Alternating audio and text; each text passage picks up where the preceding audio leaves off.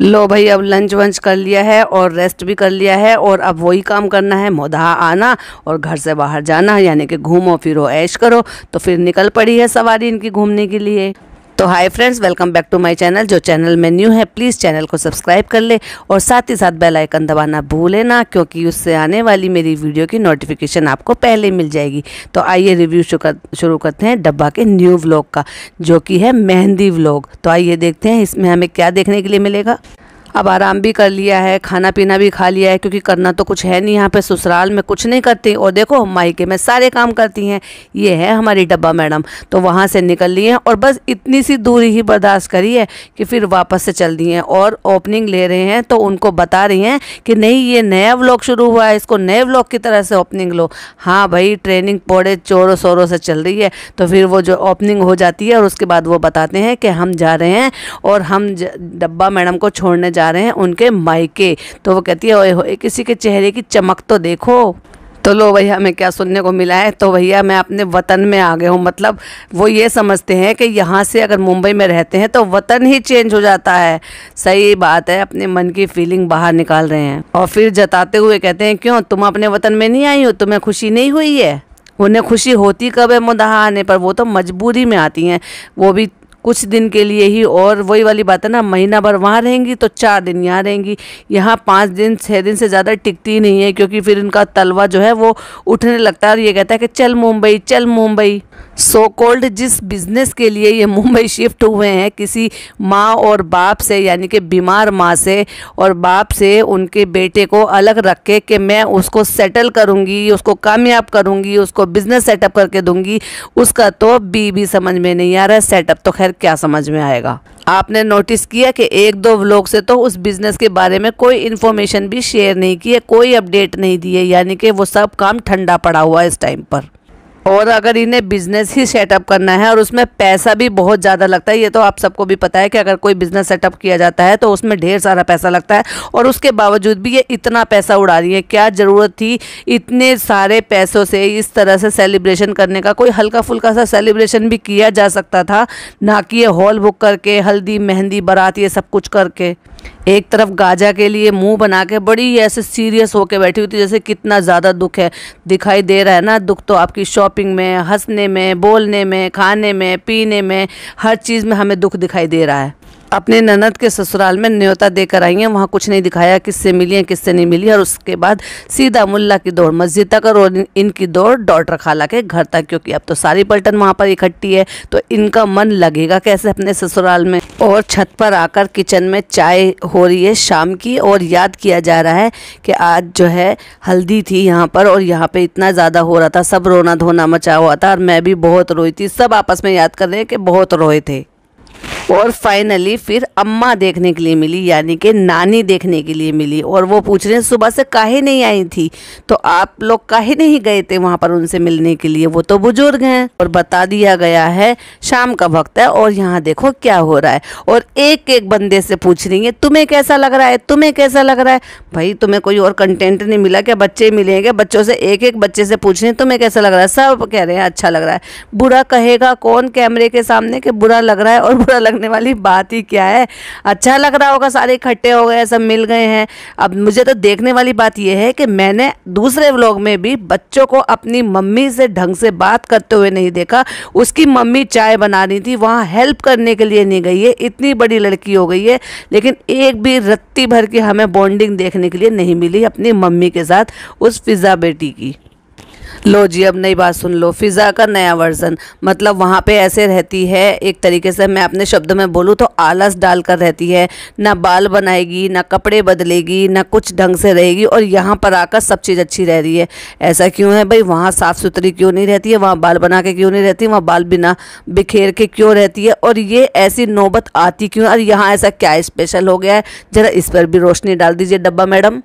पहले तो बच्ची को लगवाया, हमने पिछले पॉडकास्ट में भी बोला था कि इस तरह से पाक नहीं रहते, क्योंकि ज़्यादातर नहाते हुए भी वज़ू बनाना चाहिए। और वैसे भी जब आप नमाज़ पढ़ते हो तब भी वज़ू बनता ही है ना, नेल पेंट लगाने से वज़ू नहीं होता। तो जब आप बच्ची को नहीं रोक रही हो तो खुद को कैसे रोकोगी? यानी कि खुद की भी इच्छा होती है तभी तो आप बच्चे के भी वो जिद पूरी करा रहे हो, नहीं तो आपको समझदार होती ना तो आप उसको भी मना करती और खुद भी ना लगाती। ऐसे तो बहुत बार ऐसा हुआ है, हमने आपके पैरों पे नेल पेंट लगा हुआ देखा है और नसीहतें इतनी बड़ी बड़ी करती हैं। और ससुराल में जो अपने कारनामे किए हैं, ये अपना डंका बजाने के लिए अब बेटी खाला और बच्चों को सबको अपने साथ वहाँ पर लेकर जा रही हैं, सब चीज़ें दिखाने के लिए जो इन्होंने चेंजेस किए हैं। यानी कि वही वाली बात है जो मैं हमेशा ही बोलती हूँ, अपने मुँह मियाँ मिट्टू बनना या फिर अपनी ही तारीफ करना और करवाना। अब तारीफ करवाने के लिए तो जा रही हैं, तो वहाँ गए हैं, बच्चों को बड़ा सा घर देखने के लिए मिला है जो कि सिटी में शहरों में इस तरह से देखने के लिए नहीं मिलते हैं। कमरे छोटे छोटे होते हैं, फ्लैट्स कल्चर होते हैं, और ये बच्चे तो बचपन से वहाँ पे रहे हैं। हालांकि फिज़ा को तो थोड़ा बहुत याद भी होगा जब वो यहाँ रहती थी, लेकिन उसको भी ये लग रहा है कि बहुत बड़े बड़े कमरे हैं। वो लड़के की आंख देखकर चकाचौंध हो गई कि कितने बड़े बड़े कमरे हैं, वहाँ तो छोटे छोटे से होते हैं। तो फनी भाई छेड़ते हुए कहते हैं कि अपने शानू भाई से कह के वहाँ पर भी बनवा लो ऐसे बड़े बड़े कमरे और बड़े बड़े हॉल।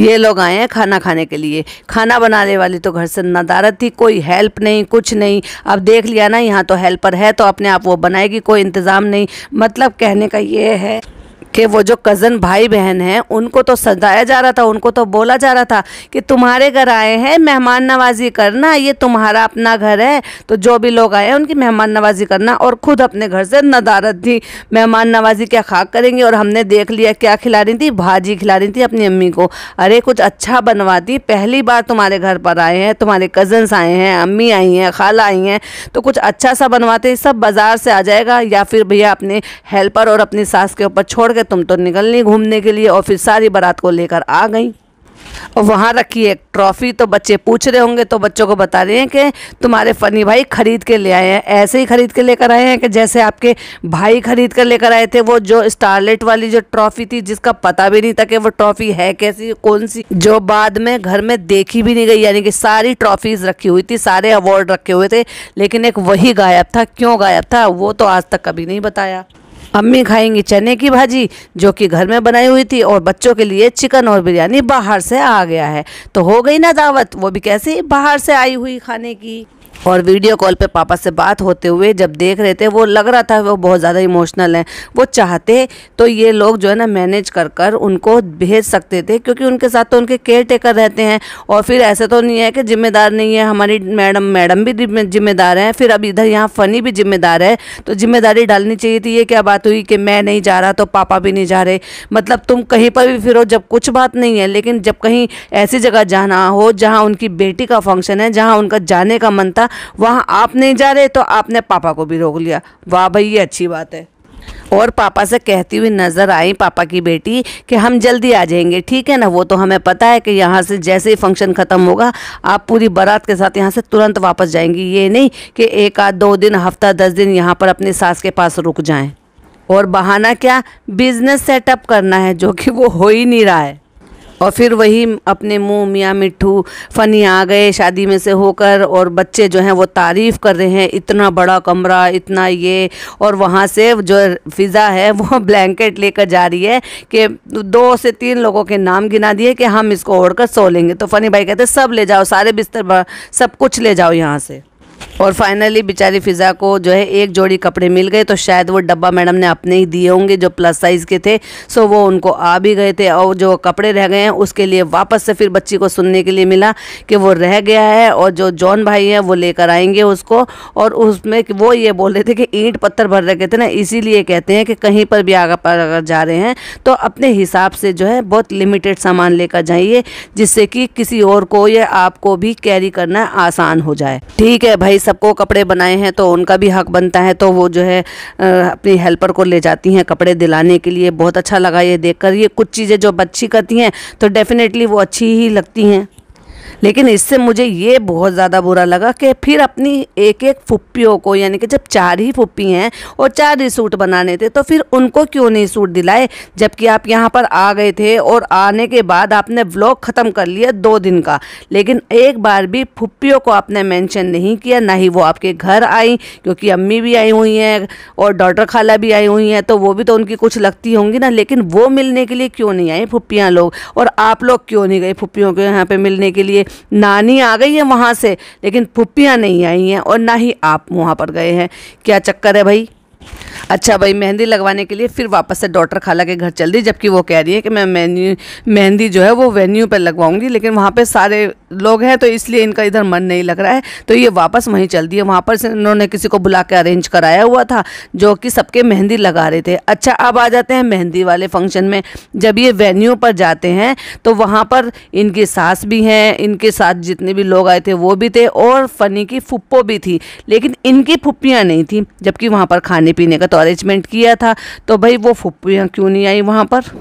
जब मेहंदी लगवा रहे हैं तो आप ध्यान से देखेंगे तो इनके जो मामू की बेटी है रुकैया, वो भी वहाँ पर है, तो फिर फुप्पियाँ क्यों नहीं है? मुझे ये बात बार बार बहुत ज़्यादा खल रही है कि जब वहाँ पर वेन्यू पे भी नहीं, मेहंदी पे भी नहीं, और इनको आए हुए 2 दिन हो गए घर पर, फिर भी फुप्पियाँ एक बार भी इन्होंने मेंशन नहीं किया, और ना मिलने गई, ना ही बुलवाया। और तो और जो मेहंदी का फंक्शन था, सो कॉल्ड जो भी छोटा मोटा था, तो क्या अगर वो वहीं रहती है? भाई देखो, मेरा कहने का मतलब ये है, अगर वो कहीं और रहती, बाहर रहती, तो बात समझ में आती कि जैसे कि इनके बड़े पापा जो हैं वो कानपुर में रहते हैं, कि चलो ठीक है वो शायद एनिवर्सरी वाले दिन ही आएंगे, लेकिन फुप्पियाँ तो वहीं रहती हैं मदाहा में और उसी मोहल्ले में रहती हैं, तो वो क्यों नहीं शामिल हो सकती थी? भाई इसका मतलब आपने उनको बुलाया नहीं है, इसलिए वो दिखाई नहीं दी हैं।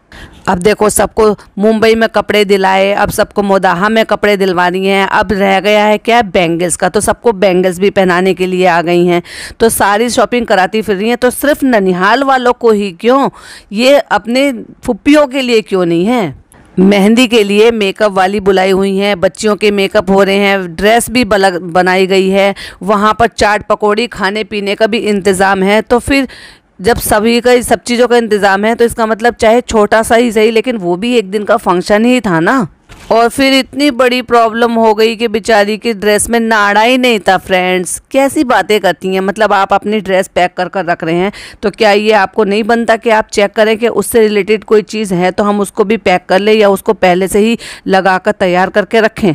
अगर आप गौर फरमाएंगे तो वहाँ पर फ़नी के ढेर सारे फ्रेंड्स भी आपको देखने के लिए मिले। फ़नी की फुप्पी भी हैं, फ़नी की अम्मी भी हैं, उनके जितने भी घर की हेल्पर हैं वो भी हैं, और ननिहाल वाले भी लोग हैं शामिल। तो फिर फुप्पियाँ क्यों नहीं हैं भाई? और फ्लो में मेहंदी के फंक्शन को एनिवर्सरी का फंक्शन बोल रही हैं, और कह रही हैं कि पूरी एनिवर्सरी में से होकर आ गई हैं, लेकिन इनका फ़ोटो नहीं खींचा, तो कह रही हैं फूल के पास मेरा फ़ोटो खींच लो। अम्मी भी बहुत पूरी हैं। चाट पकौड़े का इंतज़ाम किया था इन्होंने वहाँ पर मेहंदी के फंक्शन में, लेकिन वहाँ पर खाने का इंतज़ाम नहीं था, लेकिन वो जो भी था जैसा भी था, तो अब आ गई है खाने की ज़रूरत। तो खाने कहाँ से आया है? फ़नी के जो दोस्त की शादी थी वहाँ से उन्होंने नान गोश्त भेज दिया है, वो भी किनकी, खालाओं की डिमांड पे, यानी कि खाला ने मांगा तो उनसे कह रही है तुम्हारे लिए देख लो, वो भीख मांग मांग के लेकर आते हैं। और रात हो जाती है, 12 बजे तक जो है फ़नी भाई आ जाते हैं, वो लेकर आते हैं अपने साथ केक, और वो केक लेकर आते हैं और साथ साथ ही रिकॉर्ड भी कर रहे होते हैं, तो वो याद दिलाते हैं दुपट्टा, क्योंकि हमारी मैडम जो है वैसे बिना दुपट्टे के ही घूमती रहती हैं। वैसे तो ढकना चाहिए, वैसे तो हर टाइम ही सर ढकना चाहिए, उसमें कोई वो नहीं है, जो आया है इस्लाम में वो आया है, लेकिन मैडम नहीं थी तो उन्होंने याद दिलाया, तो व्लॉग में वो बोलते हुए नजर आए थे दुपट्टा, तो मैडम ने दुपट्टा ओढ़ लिया है। अब यहाँ से गायब है हमारी फ़िज़ा मैडम। फ़िज़ा मैडम क्या कर रही हैं? अपनी बहन के लिए प्यार में वो गई हैं ऊपर, वहाँ पर हलवा बनाने के लिए, कि हलवा ही काट लेंगे। देखो वो कितना दिमाग लगा रही थी, बच्ची है लेकिन दिमाग बहुत है, कम से कम डब्बा से तो ज़्यादा ही है। और केक के साथ साथ फ़नी भाई लेकर आते हैं आइसक्रीम, वो सबको आइसक्रीम देख रहे थे। देखा आपने अम्मी ने कैसे लपक के आइसक्रीम ली?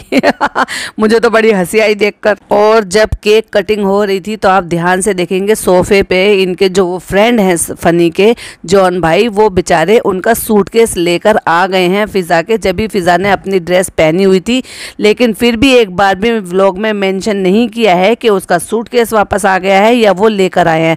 वो भी तो लंबा सफ़र करके गए हैं, फिर वहाँ से वापस भी आए हैं, फिर इधर आए हैं लेकर। आपका जो आपकी गलती से सामान छूटा था उसके लिए वो परेशान हुए हैं। तो देखा आपने, नेल एक्सटेंशन कराने के बावजूद भी वो लड़की काम कर रही है, और इन्होंने कुछ नहीं करा तब भी ये एक भी काम नहीं कर रही है, कोई भी जिम्मेदारी निभाते हुए नजर आई है ये। बस यही हो रहा है, अपने ससुराल से बेटी खाला के घर, डॉटर खाला के घर से फिर अपने ससुराल से वापस से डॉटर खाला के घर, बस यही चल रहा है इनका। और नेक्स्ट डे हो जाता है भाई, दिन निकल जाता है, यानी कि एनिवर्सरी वाला दिन आ जाता है, और कहती हैं कि हम एक दूसरे के साथ टाइम नहीं बिता पा रहे, और वो अपने काम से जा रहे हैं, मैं अपने काम से जा रही हूँ। अब देखने वाली बात यह है कि एनिवर्सरी पे आप दोनों एक दूसरे को क्या गिफ्ट देते हैं, यानी कि फ़नी आपको क्या गिफ्ट देते हैं और आप फ़नी को क्या गिफ्ट दे रही हैं। भाई वो तो देना बनता है ना, हस्बैंड वाइफ तो एक दूसरे को गिफ्ट देते ही हैं।